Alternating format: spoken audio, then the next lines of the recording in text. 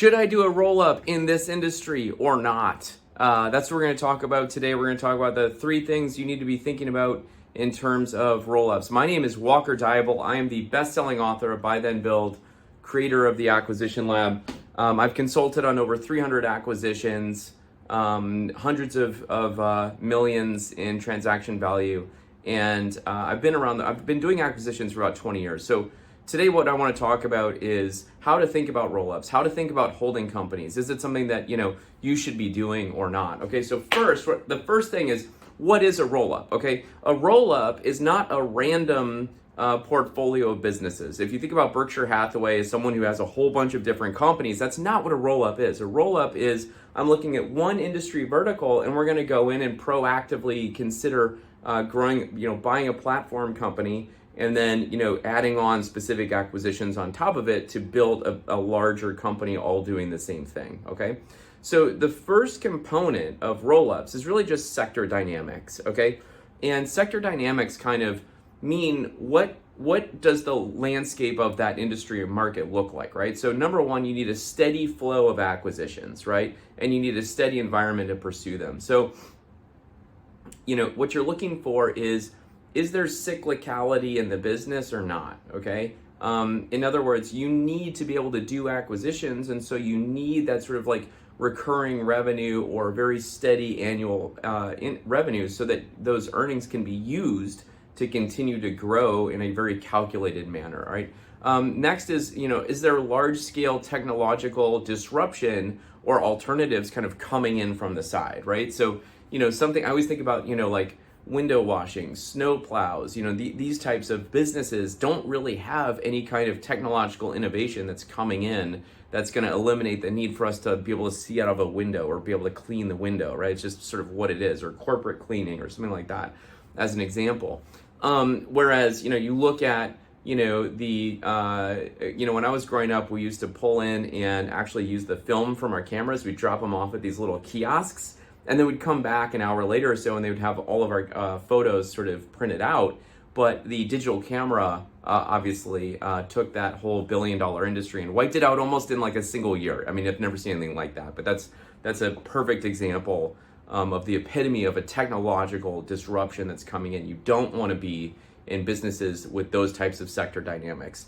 Next is going to be, is there supplier or customer consolidation, right? So, is there one supplier? Is there a bunch of roll-ups going on the supplier side that's going to start to limit the suppliers? And is there a bunch of roll-ups going on the customer side, which is going to start limiting the number of customers that you have? So you want to be looking at, I always use Porter's 5 forces and try to figure out where is the power in this thing and in this business model. And so you want to be looking at both the supplier and the customer side and seeing, what are those sectors looking like and how's that going to impact, where it is that we're going in here, right? So it's very common to be looking at, fragmented industries with predictable growth to sort of address this ability for smaller acquisitions, all right? That's the perfect environment, the perfect sector dynamics in order to go after a space and do a roll-up, okay? There's been a lot of secret private equity moving into, and I found this out because I found the space very interesting. There's been a lot of private equity moving into, boat docks and marinas, right? And I thought that looked like a really quiet kind of cash flowing space. And it turns out that there's already 2 or 3 big guys that have already moved in and acquired all the ones that are really worthwhile, which I thought was super interesting. So it's a perfect example of good sector dynamics. Next is white space, okay? White space is basically just supply and demand, all right? So it's how many businesses are there that might transact? Is there just a few or is there a lot, okay? For example, I look at, the baby boomers. I talk about this all the time. They're retiring at 11,000 a day. They own more businesses than any other generation in history, and there's $10 trillion in business value that needs to switch hands by the end of the decade, okay? This is, any sort of profile of business that has like a large baby boomer ownership base obviously is going to have a lot of white space in terms of the supply, okay? And so then you have to look at the demand side and say, like, all right, how many other consolidators are in this space? right? So for example, I just gave you boat marinas. Well, it turns out a few big guys have already bought up all the ones that are, worthwhile as they've explained it. And so it's one of these where there's too many buyers already for doing a successful roll up in there, just because there's not enough white space. All the milkshake has been drunk already in that kind of space, right? So how many consolidators has a big thing to it, is a consideration. Is there enough runway to add value? So for example, I do like industries that already have consolidators in it. If you're going to be growing through acquisition at a smaller rate and sort of moving from main street to middle market and then using that multiple expansion to sell to them, okay? But like, you need to have enough time in order to do it before the other consolidators come in and just like gobble everything up, right? Too many buyers going after too few deals drives prices up and competes away any kind of multiple arbitrage, okay? What do I mean by that? Let me give you an example.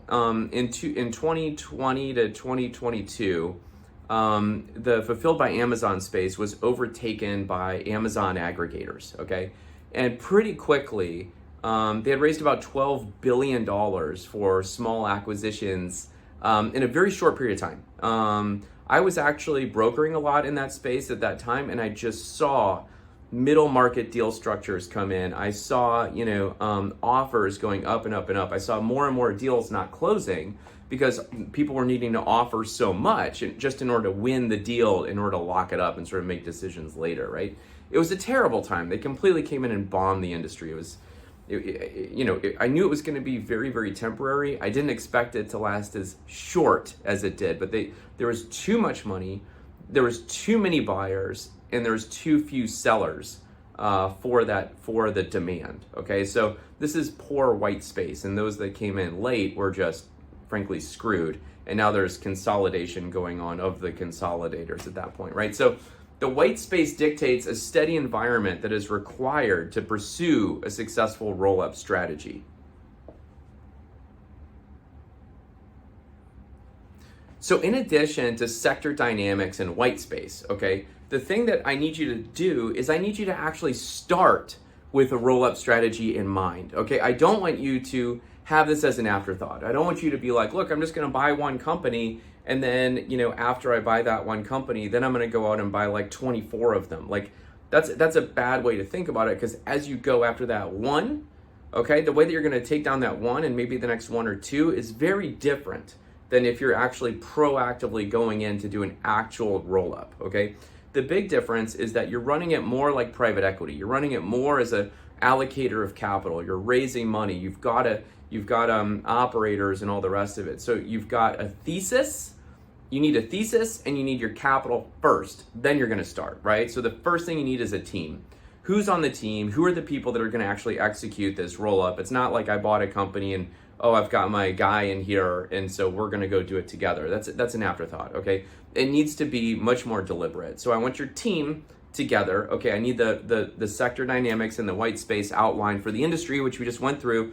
Then I need you to talk to lenders and private debt funds that are in that space that can get you the large volume of capital that you're going to need to do that roll up, and then you're going to need the equity piece lastly. I did another video about how I made a $200 million offer. If you go watch that video, you'll see how the capital stack comes together in those bigger deals. It's going to be the same sort of thing in this particular roll-up strategy. Okay, so ultimately we covered what is a roll-up. We covered the sector dynamics, the white space, and the importance of starting with a roll-up strategy to begin with. Listen, if you're thinking about buying a business in the next 1 to 24 months, check out the Acquisition Lab. We anchored in world-class education, very, very deliberately built it around a vetted community. Only about 25 to 30% of applicants are extended an offer to enroll. We have a very high member to close ratio, close to member ratio, which is engineered and deliberate on purpose, okay? And so we've got about we've exceeded $300 million in member acquisitions so far to date. And we've got all of the supplier networks, all the service provider networks, the tools, the community, and we've got a team of 12 advisors on staff, and we've got coaching calls every single day to help you get through your deal. So it's everything that I wanted back in 2004 when I started my first search, and everything that I was able to put together for the hundreds of buyers that have joined us after writing Buy Then Build. We'll see you on the inside.